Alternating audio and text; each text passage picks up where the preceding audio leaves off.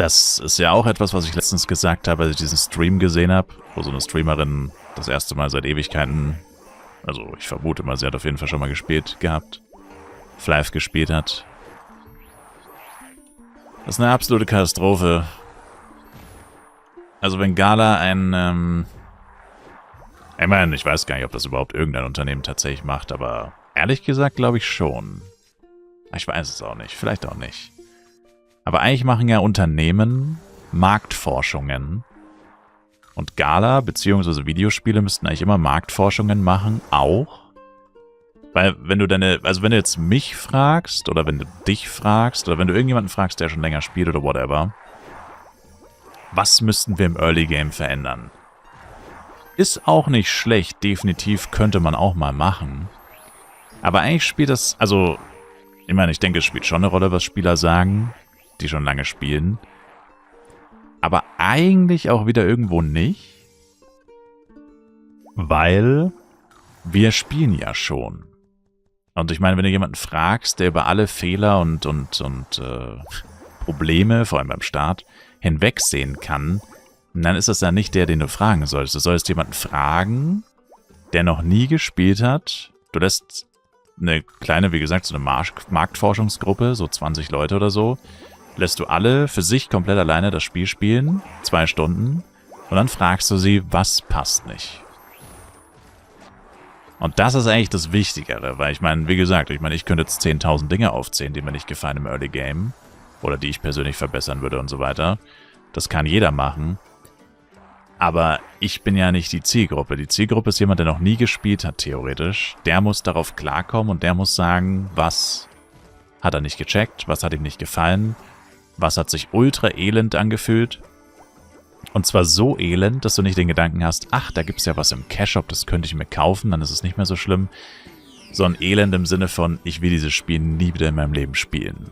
Und das musst du dann quasi ausmerzen. Also dieses Gefühl, ich will das Spiel nie wieder in meinem Leben spielen, falls das bei jemandem aufkommt.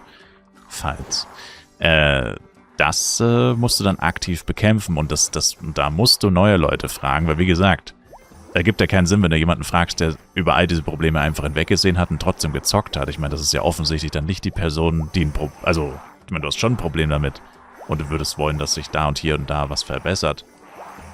Aber du spielst ja trotzdem. Also musst du jemanden fragen, der eigentlich entweder deswegen aufgehört hat, aber ich meine, gut, wie wirst du das rausfinden?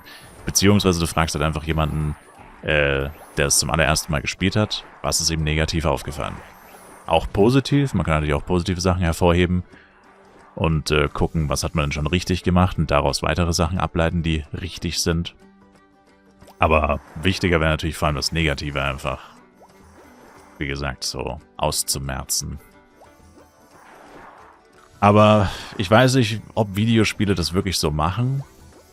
Keine Ahnung. Also große Videospiele, AAA-Games machen das bestimmt so oder so ähnlich. Oder ja, irgendwas Vergleichbares werden die bestimmt haben. Aber bei Gala kannst du es gleich vergessen. Das ist eigentlich auch so easy, ne? Du machst da irgendwie so eine Online-Ding.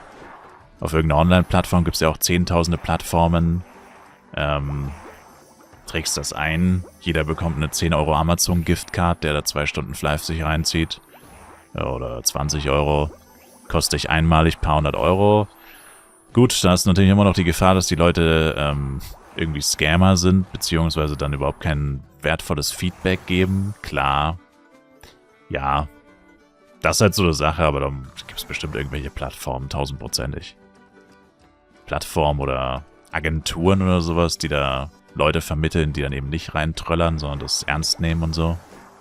Gibt es bestimmt Mittel und Wege, wie man dafür sorgt, dass das dann auch keine absoluten Vollidioten sind, die das machen, sondern Leute, wo man sich drauf verlassen kann, dass das Hand und Fuß hat, was die sagen am Ende. Es gibt ja auch Spieletester, beziehungsweise, ich weiß nicht, heißt das Spieletester? Josh OG, so ein Streamer, den ich früher mal geschaut habe, der hat das immer gesagt, dass er früher Game-Tester war. Und der muss dann immer Bugs finden und so zum Beispiel. Und wenn du in so einer Rubrik suchst nach Leuten, also ich meine, es ist zwar dann nicht die Aufgabe, Bugs zu finden, die sollen dann einfach generell spielen und sagen, was Kacke ist. Aber wenn du in dieser Bubble unterwegs bist, also es geht ja überwiegend darum, erstmal Leute zu gewinnen, denen du vertrauen kannst. Und ich meine, die können ja auch, wenn sie Experten darin sind, Bugs zu suchen und zu finden und so, dann können sie dir auch allgemein sagen, was einfach Trash ist und was nicht Trash ist. Wenn sie ein paar Stunden gespielt haben. Und dann bezahlst du sie dafür ganz normal. Und dann hast du dein Feedback. Und wie gesagt, für Gala, also ich glaube halt für manche Unternehmen, und ich glaube Gala ist so ein Unternehmen, ist das wertvoller, wenn es dir jemand von außen sagt, als von innen. Also man sagt zwar immer so, bei Kritik ist es immer nicer, wenn es von jemandem kommt, dem du es nicht übel nimmst, ja, weil er halt deine Mutter ist oder irgendjemand aus der Familie oder ein enger Freundeskreis oder so, weil dann nimmt man es nicht so übel, wie wenn es jemand Fremdes sagt. Aber in dem Fall wäre es, glaube ich, besser, wenn es jemand Fremdes sagt, weil ich meine, Gala und die Game Master und whatever und auch die Entwickler, die haben wahrscheinlich mittlerweile schon so eine Art Schutzschild, wenn halt wieder mal Scheiße aus der Flive-Community auf sie geworfen wird, so ungefähr, ne? Und wenn du dann aber komplett neue Leute, die noch nie in ihrem Leben was mit diesem Spiel zu tun hatten, wenn die dir das dann sagen, hey, guck mal, das passt so nicht, dann ist das wahrscheinlich in dem Fall deutlich wertvoller, als wenn das ein Flive-Spieler sagt, der sich sowieso über alles aufregt. Und trotzdem spielt. You get what I'm saying? Also actually für Gala, glaube ich, wäre das tatsächlich viel wichtiger oder viel wertvoller, wenn die das wirklich so machen würden. So oder so ähnlich. Damit es denen wirklich mal jemand sagt von außen und dann, wie gesagt, wenn das dann auch noch eine Gruppe von Game-Testern sind, also Leute, die sich auch wirklich quasi schon fast beruflich mit Videospielen beschäftigen, ich denke schon, dass das dann viel mehr Tragweite hat und bei Gala dann auch ganz anders ankommt, als wenn das nur die übrigen Verdächtigen, die sich wieder aufregen über irgendwas, was wir angeblich so schlecht und so schlimm und so falsch gemacht haben und so. Also, wahrscheinlich ist es in dem Fall besser, wenn es keine Flive-Spieler sind, die so ein Feedback geben. Und wie gesagt, Flive-Spieler sind ja eigentlich auch die falsche Gruppe dann. Weil die spielen ja schon und du wirst ja erfahren, was Leute denken und fühlen, die zum ersten Mal spielen. Weil du diese Leute ja catchen willst. Also, ja, verstehe ich nicht, warum sie es nicht machen. Weil das kostet sicherlich nicht viel Geld. Das kostet viel weniger Geld als die ganze Werbung, die sie schalten. Einfach mal einen Monat ein bisschen weniger Werbung schalten und stattdessen so eine Marktforschung durchführen. Das wäre bestimmt sehr wertvoll. Aber ja, keine Ahnung. Wie gesagt, sowas machen die, glaube ich, nicht. Ziemlich sicher nicht.